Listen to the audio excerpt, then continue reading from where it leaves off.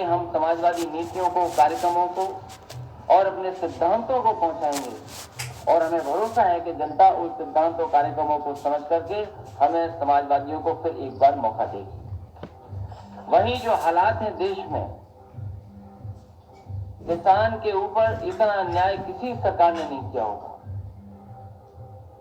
किसान पर ऐसी लाठी, इस तरह का व्यवहार, इस तरीके से आतंकी हमला किसी सरकार के माध्यम से नहीं हुआ होगा जितना भारतीय जनता पार्टी की सरकार में हो रहा है। ये वही भारतीय जनता पार्टी के लोग हैं जिन्होंने किसानों को कभी भरोसा दिलाया था कि अगर सत्ता में आ जाएंगे तो कर्ज ही माफ नहीं करेंगे, बल्कि जो भी खेत में पैदा होगा उस पैदावार की कीमत बढ़ करके देंगे और ऐसा समय लाएंगे जिसमें हम आपकी आय दोगुनी कर देंगे। इधर जब से भारतीय जनता पार्टी की सरकार आई है, किसी न किसी तरीके से सबसे ज्यादा किसान और गरीब को बर्बाद किया है। कौन नहीं जानता आज उत्तर प्रदेश में कि लूट हो गई धान की। इतनी बड़ी लूट धान की कभी नहीं हुई होगी जितनी भारतीय जनता पार्टी की सरकार में हुई है। किसान अपना धान नहीं दे पाया। जिन केंद्रों को धान खरीदना था वो खरीदे नहीं, और जिन किसानों को कीमत भी मिली तो बताओ उन्हें क्या कीमत मिली होगी? 1100 रुपए।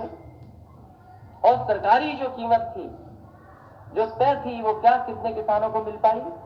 हम बधाई देना चाहते हैं उन किसानों को, पंजाब, हरियाणा और उत्तर प्रदेश के और देश के जिस कोने से भी किसान आए हैं। कम से कम ऐसे काले कानून के खिलाफ उन्होंने अपने जीवन की परवाह नहीं की। वो दिल्ली में जाकर के मांग रहे हैं। हम समाजवादी पार्टी के लोग भी उन किसानों की मांगों का पूरा समर्थन कर रहे हैं। जो कानून लाए गए हैं उन कानूनों से किसान की मदद नहीं होगी। हमारे देश के किसान की मदद तभी होगी जब सरकार आगे आए। सरकार मदद करेगी तो मदद किसानों की होगी। अगर किसान को बाजार में छोड़ दोगे, आप बाजार में के हाल पे छोड़ दोगे, तो हमारे किसान की कभी भलाई नहीं हो सकती। और जिस तरह के फैसले सरकार ले रही है उससे न केवल किसान बल्कि हमारा नौजवान और बड़े पैमाने से व्यापार बर्बाद हुआ है। हमें उम्मीद है कि जितने साथी आज हमारे साथ जुटे हैं, साथ आ रहे हैं, इन साथियों को जोड़ करके और बड़े पैमाने पर साथियों को जोड़ करके समाजवादी पार्टी इन ताकतों को उत्तर प्रदेश से सफाया करने का काम करेगा।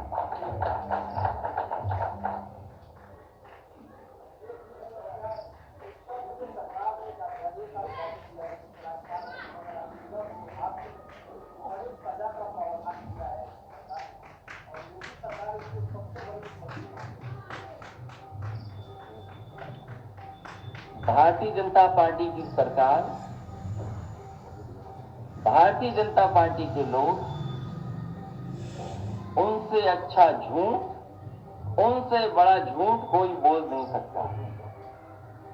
आज एक अखबार में, मैंने बहुत ही प्रतिष्ठित अखबार में, और तमाम जो आज प्रतिष्ठित अखबार हैं उनमें खबर मैंने पढ़ी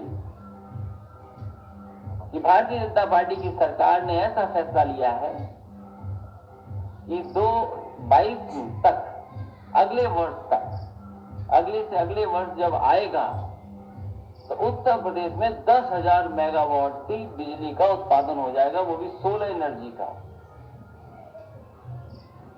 जो कानून हमसे आप पूछ रहे हो कानून के बारे में, कभी आप मुख्यमंत्री जी से पूछिए कि क्या वो सोलर पैनल के बारे में कुछ जानते हैं? 10,000 मेगावाट बढ़ा देंगे, भूल जाइए 10,000 मेगावाट।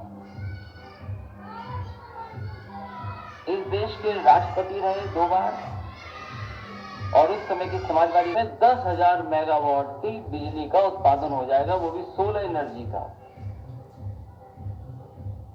जो कानून हमसे आप पूछ रहे हो कानून के बारे में, कभी आप मुख्यमंत्री जी से पूछिए कि क्या वो सोलर पैनल के बारे में कुछ जानते हैं?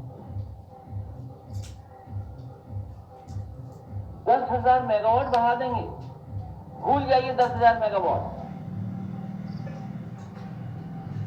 इस देश के राष्ट्रपति रहे 2 बार, और उस समय की समाजवादी सरकार ने कन्नौज में एक बहुत छोटा सा प्लांट लगाया था, जिससे वहां के गांव को 24 घंटे बिजली फ्री मिलती थी, जिसमें उनका ट्यूबवेल चलता था, चक्की चलती थी, या उनकी जितनी भी जरूरत की चीजों की आवश्यकता थी बिजली की, उसकी पूरी पूर्ति वो प्लांट करता था। वो कुछ मामूली वॉट का होगा। आप उस गांव की फ्री बिजली को काट दिया आपने। आपकी जिम्मेदारी ये होती कि जो समाजवादी पार्टी की सरकार ने वो व्यवस्था लागू की है, अगर वो अच्छी व्यवस्था है तो पूरे उत्तर प्रदेश में क्यों नहीं फ्री बिजली दे पा रहे हो?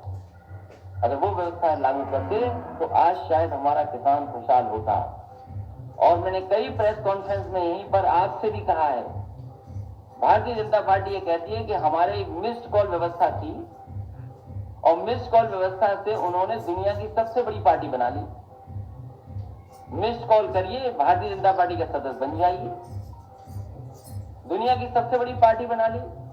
हम उन्हीं भारतीय जनता पार्टी के लोगों से जानना चाहते हैं, वो नंबर हमें बता दो, वो स्थान हमें बता दो जहां पर किसान को धान अपने पहुंचा दे और उसको कीमत मिल जाए।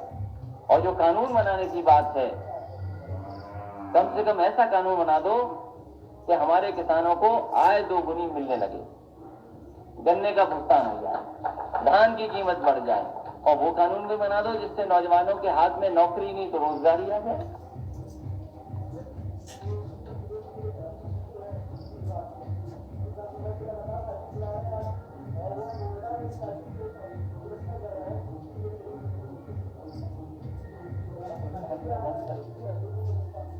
देखिए, केवल साइकिल यहाँ नहीं, मुझे तो ये भी जानकारी है और आपको भी जानकारी है, हमारे प्रधानमंत्री जब दुनिया के दूसरे हिस्से में गए थे, वहां के प्रधानमंत्री ने एक साइकिल दी थी प्रधानमंत्री को। और मुझे लगता है ये जो मंत्री हैं चल रहे हैं साइकिल पे, और लोग भी चलते हैं, कई लोग चलते हैं, क्योंकि साइकिल गरीब की है, साइकिल किसान की है, साइकिल नौजवान की है, साइकिल उनकी भी है जो 2 लाख हमारे जवान भारत में उत्तर प्रदेश के ही सेवा कर रहे हैं सीमा पर, और समाजवादी पार्टी की साइकिल है। इससे अच्छा चुनाव चिन्ह हो ही नहीं सकता कोई। तो वो आने वाले समय के बारे में बता रहे हैं कि क्या आने वाला समय है, वो साइकिल नहीं चला रहे हैं, वो आने वाला समय किनका आ रहा है वो बता रहे हैं।